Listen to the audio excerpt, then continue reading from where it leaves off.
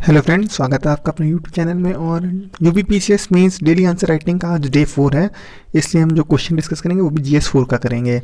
आज का जो क्वेश्चन है वो हमारा इमोशनल इंटेलिजेंस से रिलेटेड है, बस फ्रेम इमोशनल क्वेश्चन की तरह किया गया है। आइए देखते हैं। हमारा क्वेश्चन है what is emotional question and right it's 5 characteristic. देखिए, इमोशनल क्वेश्चन ही इमोशनल इंटेलिजेंस है, और ये बेसिकली आपकी एबिलिटी होती है to perceive, to use, to understand, to manage and to handle emotion. मतलब आप कैसे अपने इमोशन को परसीव करते हैं, कैसे उसको यूज़ करते हैं, कैसे उसे अंडरस्टैंड करते हैं, कैसे उसे मैनेज करते हैं एंड कैसे उसे आप हैंडल करते हैं। ये बेसिकली जो एबिलिटी है यही इमोशनल इंटेलिजेंस कहलाती है। इसमें आप रिकॉग्नाइज करते हैं अपना खुद का इमोशन, है ना, अपने सेल्फ का, और दूसरा बाकी लोग का।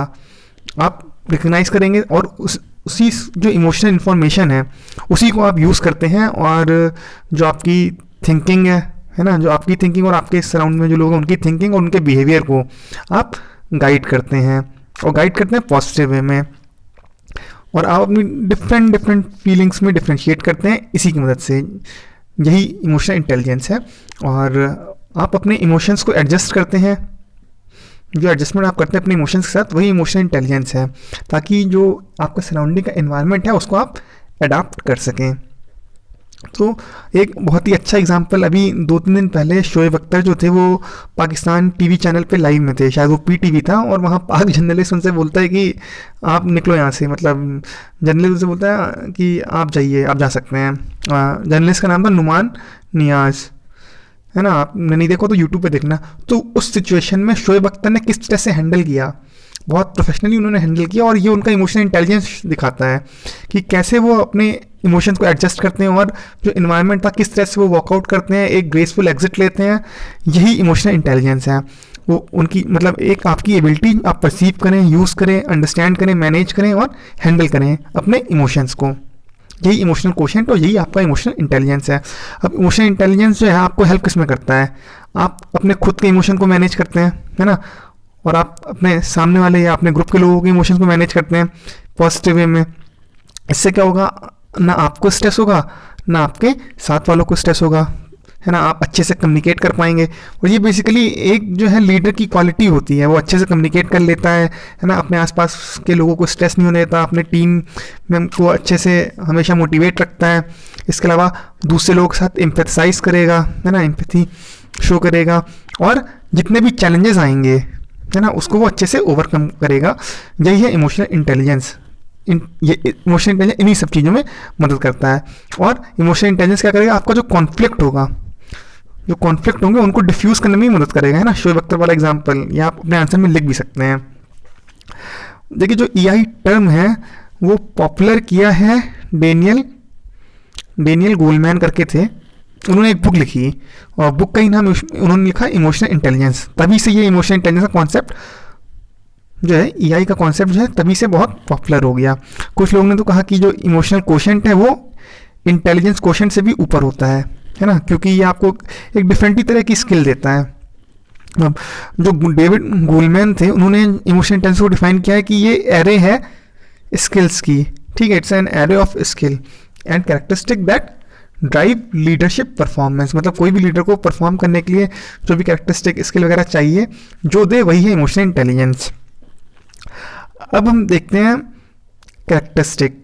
5 इंपॉर्टेंट कैरेक्टरिस्टिक जो है डेविड गोलमैन ने बताया कि इसके 5 इंपॉर्टेंट कंस्ट्रक्ट हैं। क्या क्या है? Self awareness, self regulation, empathy, motivation and social skill. अब एक एक करके हम सबको देख लेते हैं।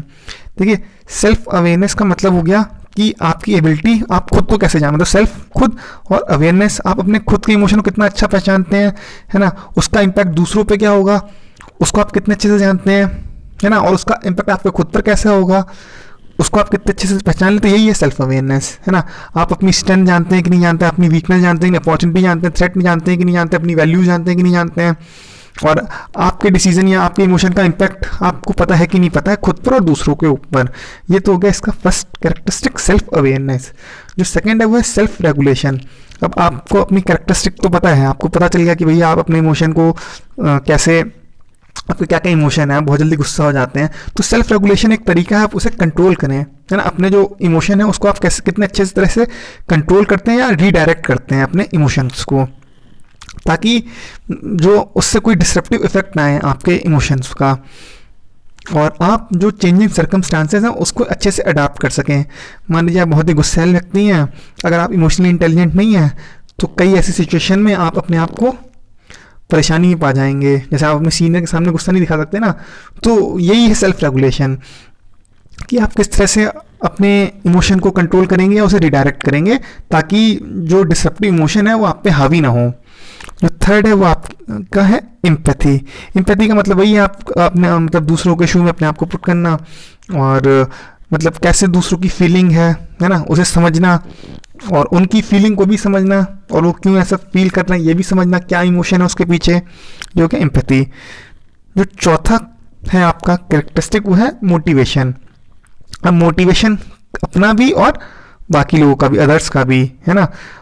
और पता होना चाहिए कि जो इमोशनली इंटेलिजेंट पर्सन होगा उसे पता होगा कि भैया वो खुद कैसे मोटिवेट हो सकता है, या किन किन कौन कौन सी ऐसी चीज़ें जो उसे मोटिवेट करती है। कई लोग को मोटिवेटिंग शायरी या पोएट्रीज अच्छी लगती हैं, कई लोग को रनिंग करने में मोटिवेशन आता है। तो इस तरह से उसे पता होना चाहिए इमोशनली इंटेलिजेंट पर्सन को कि क्या चीज़ उसे मोटिवेट करती है और उसके ग्रुप में लोगों को क्या चीज़ें उसके साथ जो काम करते हैं उनको मोटिवेट करती हैं। लास्ट इंपॉर्टेंट कैरेक्टरिस्टिक है सोशल स्किल। देखिए सोशल स्किल वो हो गई जैसे आप अपने वर्क प्लेस पे, है ना, या कहीं पे भी आप दूसरे लोगों के साथ किस तरह से पेश आते हैं, मतलब how you get along with others, है ना। ये जो कैरेक्टरिस्टिक है बेसिकली सोशल स्किल है, आप रिलेशनशिप कैसे मैनेज कर रहे हैं अपनी, है ना। रिलेशनशिप आप अपने घर पे, बाहर, ऑफिस में, है ना, पब्लिक डीलिंग में, क्योंकि कल को आप सिविल सर्वेंट बनेंगे तो अगर आप में सोशल स्किल नहीं होगी तो आप कैसे काम करेंगे, क्योंकि आपका तो पब्लिक डीलिंग डेली होना है। तो ये 5 इंपॉर्टेंट कैरेक्टरिस्टिक हो गई।